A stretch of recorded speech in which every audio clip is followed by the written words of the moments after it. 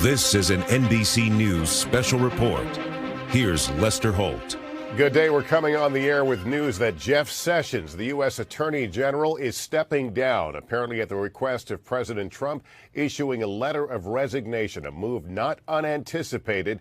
He became a frequent punching bag of the president for his decision to recuse himself from the Russia campaign influence investigation. It was anticipated he might step down after the midterms, and in fact, the president confirming that by tweet just a short time ago. Let's go to our justice correspondent, Pete Williams, now, who can lay this out how it all occurred. Pete? Well, the only surprising thing about this, Lester, is the timing, when it happened so quickly, just the day after the election. But earlier today, we're told that Jeff Sessions sent this letter to the White House. It's addressed to the president, and it says, "Dear Mr. President, at your request, I am submitting my resignation." And then he goes on to talk about his accomplishments. He says it's been an honor to serve as Attorney General, and he concludes the letter by saying, "Thank you for the opportunity, Mr. President."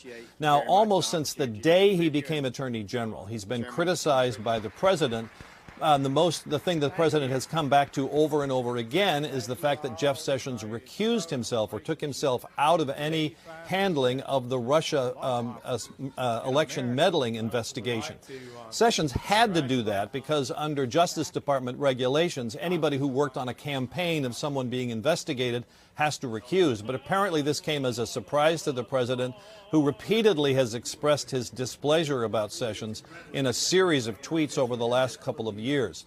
And of course, he's been openly critical of Jeff Sessions in some public comments, despite the fact that Sessions has been one of the most loyal soldiers of the cabinet, never missing a chance to praise President Trump in his speeches and other public events. So here's the significance of this. Number one, we're going to have a new acting attorney general, a man named Matt Whitaker, who has been the chief of staff to Jeff Sessions for the past year. He's a former U.S. attorney in Iowa, a former conservative commentator on CNN, who had been somewhat critical of the Mueller investigation, saying that Mueller would be crossing a line if he went into looking into the president's personal finances. That's thing one. Thing two is Rod Rosenstein will no longer be the person overseeing the Mueller investigation. Why is that? It's because Sessions recused, it went to the Deputy Attorney General. But now the Attorney General, the acting Attorney General, has no reason to recuse. So Whitaker will now be the person in charge of the Russia investigation. The special counsel rules say the Attorney General oversees it unless there's a conflict. Now there isn't a conflict. So two big changes here, Lester. A new acting Attorney General, Jeff Sessions, is out, and a new person overseeing the Mueller Russia investigation. And to be clear, this new person overseeing the investigation, do they have the option, the ability, the right to fire Mueller? Yes, but only for cause. The special counsel regulations say that you can only fire the special counsel for cause if he's not performing the duties, if he's violating Justice Department rules. And it would be, of course, it would create an enormous firestorm if this acting attorney general appointed by the president was to fire Robert Mueller. I don't think that's going to happen here. My guess is that cooler heads would prevail if anyone was thinking about that. And the rules allowing the firing are very specific about the special counsel has to be doing something very wrong in order to be fired. All right, Pete, let me go to Kristen Welker right now at the White House. Kristen, we heard from the president barely an hour ago, and I know questions came up about the future of his cabinet and Sessions. What did the president say at that moment? Well, that's part of what makes this remarkable, as Pete was just pointing out, the fact that it's coming so soon after the midterms, and the fact that it's coming after the president was just asked directly if he planned to fire his attorney general, Jeff Sessions, if we should expect Jeff Sessions' resignation. Now, the president dodged those questions. He didn't answer directly. He said, look, I don't essentially want to delve into any new cabinet positions or any new positions here within my administration.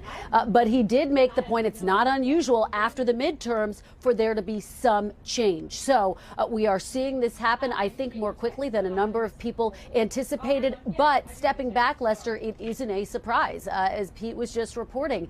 Since the very early days of Jeff Sessions recusing himself from the Russia investigation, President Trump has attacked him, calling him beleaguered angered on Twitter in one of his earliest and most aggressive tweets. And one of the things that made it very notable, remember, Senator Sessions was the first sitting senator to endorse then candidate Trump. So this is someone who was strongly allied with President Trump when he first came into office. So it was certainly a remarkable break politically after he recused himself. So Pete laid out what happens next in terms of the positioning, in terms of the power structure, in terms of the politics of all of this. It will undoubtedly add tensions to an already very tense situation with the special counsel investigation into Russia. President Trump reiterating during that news conference today something that we have heard so frequently from him, which is that there is no collusion. He was asked if he plans to fire Mueller. He said, look, I could essentially fire everyone if I wanted to, but I have no plans to do that. That was the messaging from him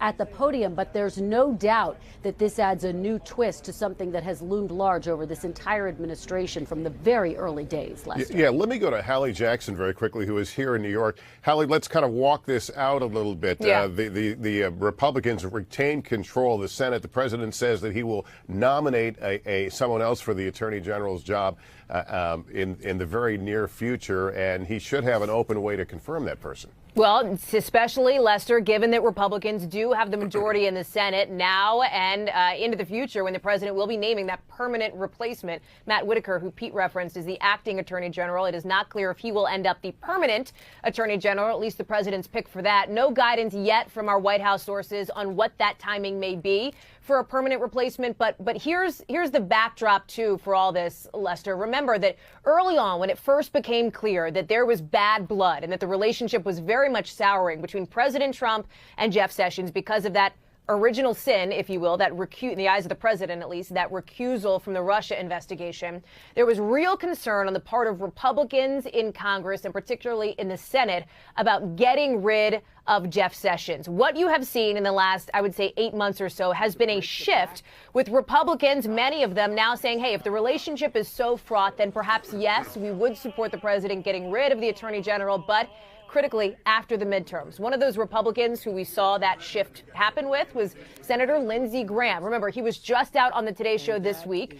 His name had come up as a possibility to take that job, but when he was asked about it, he laughed it off. He said, no, I'm not going to be the attorney general. That's not the job for me. On the other side of the aisle, you already have reaction from Senate Minority Leader Chuck Schumer, who is telling our team that any replacement should not be able to end the Mueller investigation. This is just now coming in, and that it would be a constitutional crisis if this firing were a prelude to the Mueller investigation ending. So, Lester, what this does, it shifts the focus now post-midterms back to that special counsel investigation, something that had been simmering but on the back burner for much of this last few weeks in this run-up to the midterms. A lot of questions now for the president about where this goes next, who he might end up picking, Lester. All right, Hallie, and we're going to get a legal perspective on this, but if you're just joining us, the headline here is Jeff Sessions, the Attorney General of the United States, has resigned, essentially fired by President Trump today. On the phone, we have NBC News legal analyst Chuck Rosenberg. Chuck, walk us through what could happen now vis-a-vis the Russia investigation based on what has just happened.